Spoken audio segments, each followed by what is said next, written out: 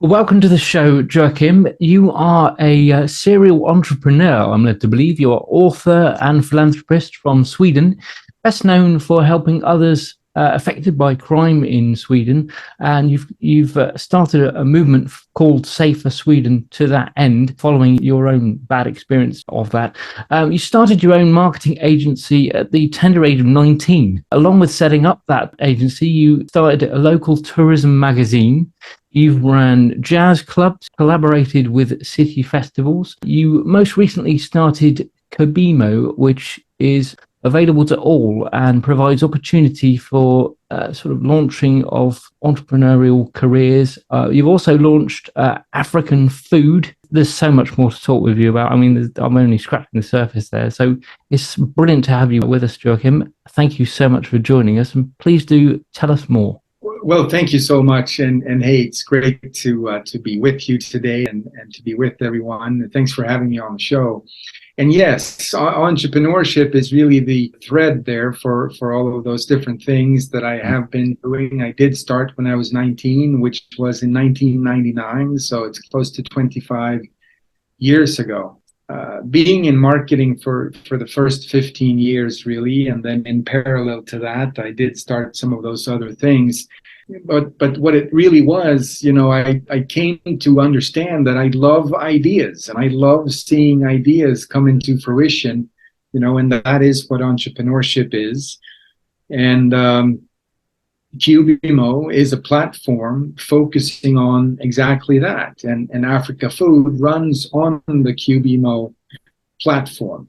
Let's go into that. There's details, obviously, but entrepreneurship and seeing ideas become a reality, and really helping people tap into the potential that resides within, as well as helping them to create the value in the world that they want to create. That's what I love. And when I can spend my days doing that, I feel like I don't have to eat or sleep. I get all of my energy from just doing. Tell us about the African Food Project. So Africa Food is based on, the simple idea is just that Africa as a continent imports a lot of food at the level of about 100 billion US every year, projected to reach about 150 billion by 2030. And the simple question is just, why? It's like the garden of the planet, it's a fantastic place for growing anything and everything. And so if they could grow that themselves, then, they could keep that capital in the continent, and they could also keep the jobs in the continent. And so a group of people have come together to make a serious dent in that import number, if we can, and do it by way of supporting and investing in entrepreneurs. This is Music for Global Change. Would music help that? Yes, my brother, Skyler, that is really clear to me. And that is that really what we're all talking about is energy. It's a form of energy, meaning the intention that is in the focus for Africa Food, the intention of putting out good. And that message is also in music, and it's carried beautifully, perhaps most beautifully, through music. Music is a language that's spoken by everyone in the world. And your message that you have with music tells the story, and that's something that we'd like to align with. And so we're super happy to be in partnership with you. And I want to see everyone in Africa listen, in the entire world, but in Africa, listening to your music. And at the same time, as they do, it's also a reminder to them, like the potential that I mentioned, the potential that resides within all of us, that all of us can connect with the things that we really want to do in life. We can have, be, and do anything that we want, and we can create the future that we seek. And if they listen to this music, they get into that vibration, they get into that energy, they can create it. And it's just, we'll be looking forward to seeing it. Now, you said you work with jazz festivals or concerts, right?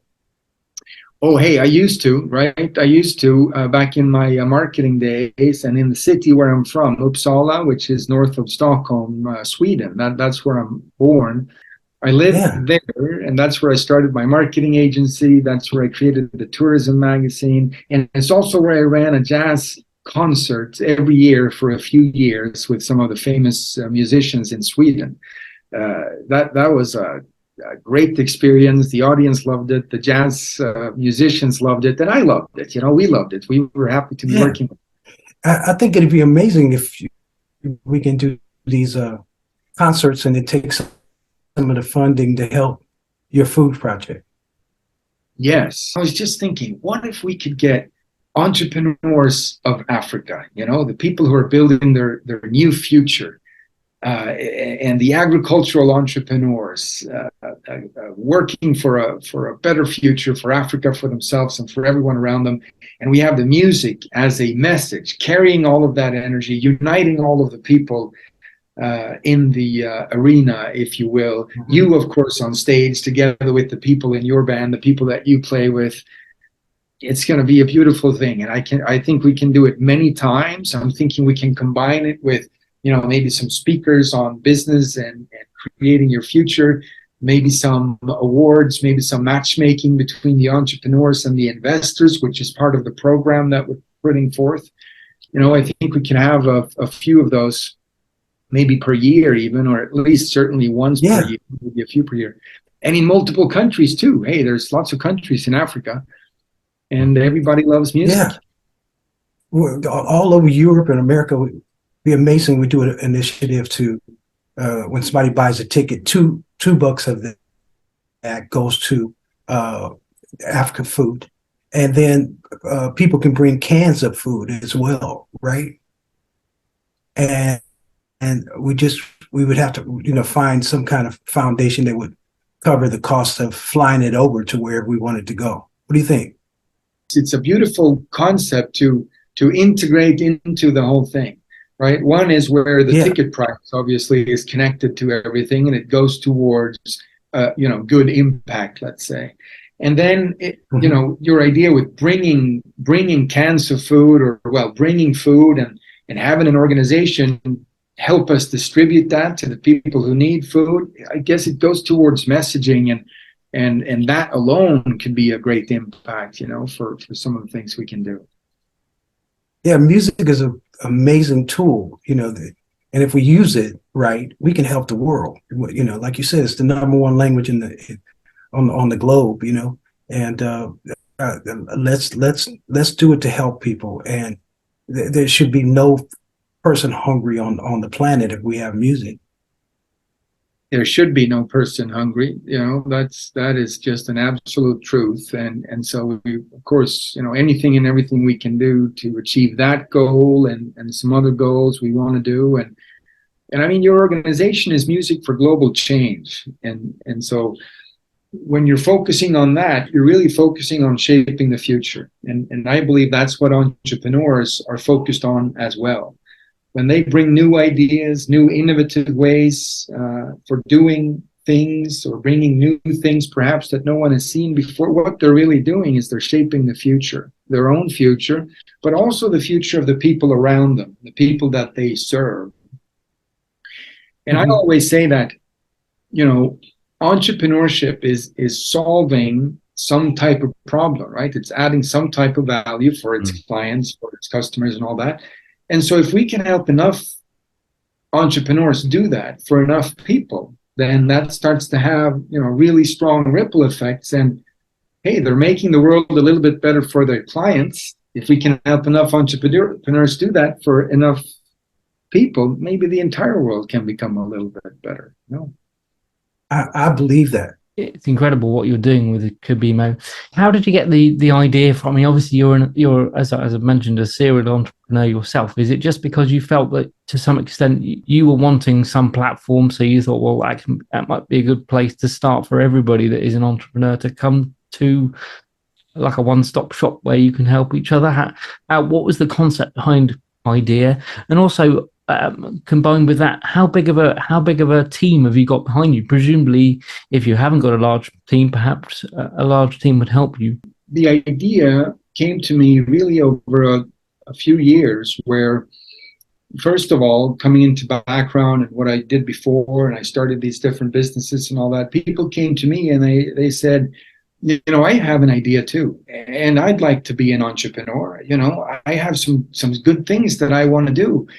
Can you help me? And can you show me some steps for how to turn this thing into reality? And I said, yes, I'll share my experience, and I hope it'll do for you what it's done for me.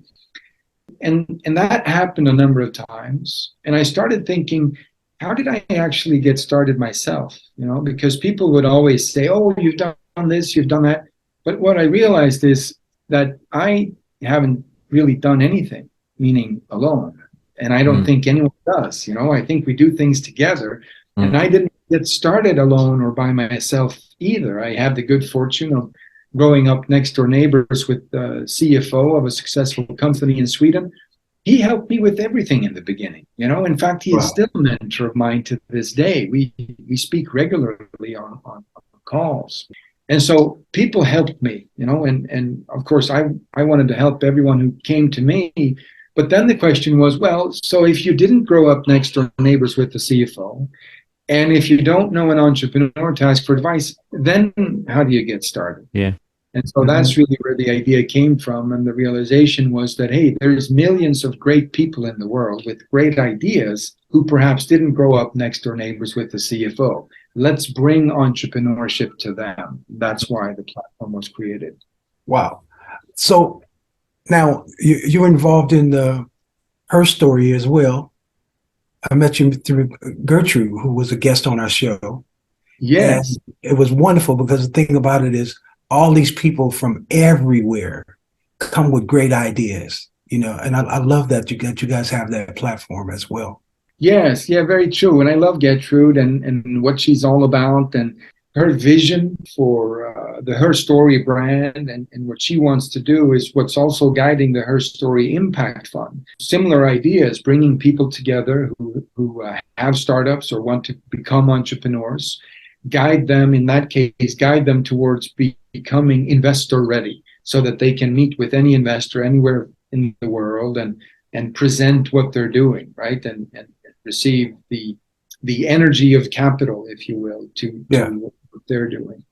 And coming back to your question, Tom, also on what we're doing in terms of a team, and in terms of where we are with the platform and all that, we have 35,000 users from about 116, I believe, countries who've signed up, essentially saying, I have an idea, or I have a startup that I'd like to grow. Yeah.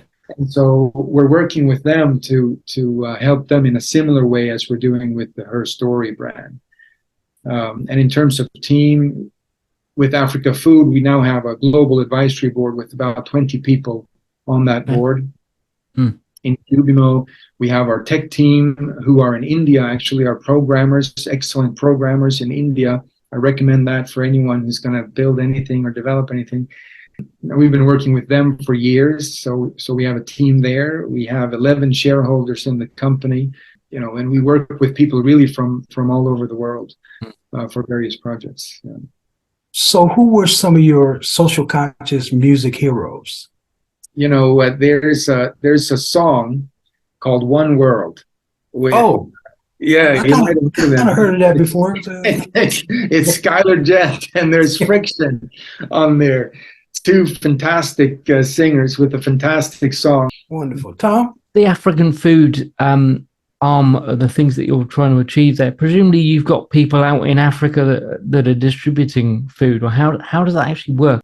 Yeah, well, so we're coming up on the launch. It's a new initiative. We've been working on it for a few months, putting all of the basics together with a 35-page concept presentation and all of these things. And so how it's going to work is, if you think of, I guess, any of the talent shows is a good metaphor that you see on TV, where you have people, they come on, they want to sing or they want to dance or whatever the show is about. And for the metaphor that I'm making is that the message of those shows is usually that everyone is invited. Everyone can come along, and then they can come into a process, and the process has certain milestones that they have to sort of pass through or qualify through. And between the milestones, there's mentorship and guidance and development, of the artist or, whatever it is that they're doing. And then you have a finale, and in their world, you have a winner who receives maybe a record deal or something of that nature. So if you have that in mind, and then you think of a traditional business incubator, which usually is an office, and they usually have maybe 30, 40, 50 entrepreneurs at any given time. And the process is similar to what I was just describing, right? With mentorship and guidance, and after a while, there's matchmaking with an investor. So what we're doing is we're doing that, but in an online format, which relieves us from the boundary of a physical room, right? So 30, 40, 50, put a few zeros behind that because we don't have any limitation in terms of how many can be in the program, right? We're hosting everything with our software on Amazon, and so it should be possible for anyone and everyone to join. Right. There's a whole list of content and free material that they can access once they come into the process. And the further they go, the more sort of hands-on we become, and the more mentors we start to connect them with to be able to do what they want to do. And when they're ready, at a certain point, there is a matchmaking with investors. And so we'll be doing that country by country in Africa. We're in talks with an investor partner, which is one of the things we're looking for to be able to fully launch. And we're in talks with some corporate or organizational financial sponsors to kind of sponsor the setup and the launch, if you will, which is also one of the things we're about to complete before launch. But as soon as we have that, it's full go, and we can launch this country by country all over the continent, and we can run these events. We call them startup opportunity events, and it's all online. We can run them multiple times in all of the countries. And then, of course, we want to bring people together to the music festivals where we have Skyler and your team, on stage. And like I always say, when you're on stage, you'll have zero questions, Skyler. You'll know everything. You'll just you'll be doing your thing. And so it's sort of, I think of my job, I want to get people there, and I want to have the stage, and then you come in and I just enjoy I can enjoy the show. So do you connect with presidents there's 54 countries in Africa. Do you connect with the presidents first and tell them you'd like to bring this into their country? Well, so that's the kind of level that we want to be thinking on and operating on. What we have done is we've prepared everything, so it's all ready to go. It's all like we can now meet with presidents. We can now meet with these various experts and great people who are in Africa. We have the CEO of one of the largest banks recently said yes to both the partnership from the bank, and also he himself is joining the advisory board. So let's move on and also speak with the presidents and really make this happen. We want to go high level. We work with serious experts, and we want to reach a lot of people and create serious impact. Yes, sir. Yeah, because each one of these presidents want to stay in office. And when you do something where you're going to help their people eat, that's going to keep them in office, right? Because a lot of these countries are, they, like I said, third world, and they don't have a lot of food. And we can have people go in and help them with not only food but solar and all. They got all the sun in the world in Africa, and with the water and stuff like that, and building roads and stuff like that. Like you said, they got all these minerals that most people don't have in their countries, right? And that's the only thing I hate. You got diamonds and gold and oil and whatever in these countries, and people from other countries go there and take their minerals from them, but they don't leave any money to help them with schools and all kind of things that could help them build their empire. And that's a shame. There's no way with all the minerals they have over there, they should be a third world country. You know what I mean? Yeah, it's very true. And there's a lot of different problems like that and various challenges. And just the other week or 2 weeks ago, I read of there's a group in England who are now investing in cold storage in Africa. I forget which country, putting in 20 million pounds in cold storage for the agricultural industry. And you wonder, well, so why do they have to do that? Well, because it wasn't enough, meaning the crops didn't have anywhere to go for cold storage, and so it was probably lost, or couldn't be used, couldn't be transported. So you have a situation where, like you say, they have all the sun in the world, they can grow any food that they want to grow, but without the roads, without the water, the irrigation, perhaps the cold storage, all of this stuff that is around agriculture, it's not going to work. And so, yes, it's a huge challenge. We're in talks with a fantastic energy company. Actually, speaking of energy, right now in South Africa, they're an award-winning company, and hopefully we will partner with them too to bring in, exactly like you said, some solar energy to these farmers to help them, take everything that they're doing to the next level. Yes, that's wonderful, because my cousin Mike Bass is going to help you in Ghana. And he's connected to 16 countries. He knows presidents and ambassadors and kings in all these countries, man. So listen, this is wonderful what you're doing. And thank you. God bless you for it. And thank you for the privilege of your time to come on our show today. Tom's going to get information from you so everybody can stay in touch with you or volunteer help. Yeah, just want to ask, really, just how do we see what you're doing? Are you on kind of social media, kind of websites? How do people see what's happening?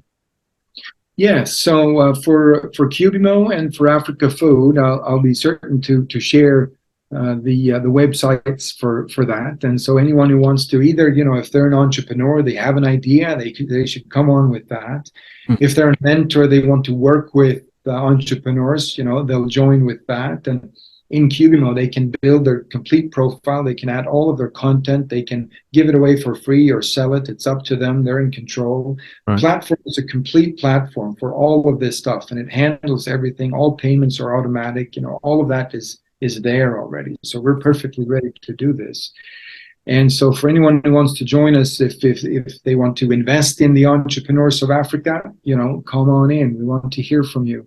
Or if you'd like to help us with the launch and the project setup with the corporate sponsorship or something like that, whatever it is, come on in. We want to work with you. Certainly, we'll share those addresses. And yes, Mike Bass is we're so happy to be working with him. I'm happy you mentioned it, Skyler, and that's just one of the great people we're working with in Africa to make all of this stuff happen. And thank you very much for having me on your show. It's a great privilege, and happy to know you, happy to be with you. Thank you, brother. Namaste. Thanks very much. Take care. Save the world. If we all get together, music can save the world. Yeah. Music can save the world. Music can save the world. If we all come together, music can save the world. There's an urgency facing our humanity. Thank you so much for watching. To stay up to date, please click subscribe and hit the bell. You can also join our group on Facebook and find us on LinkedIn and Instagram.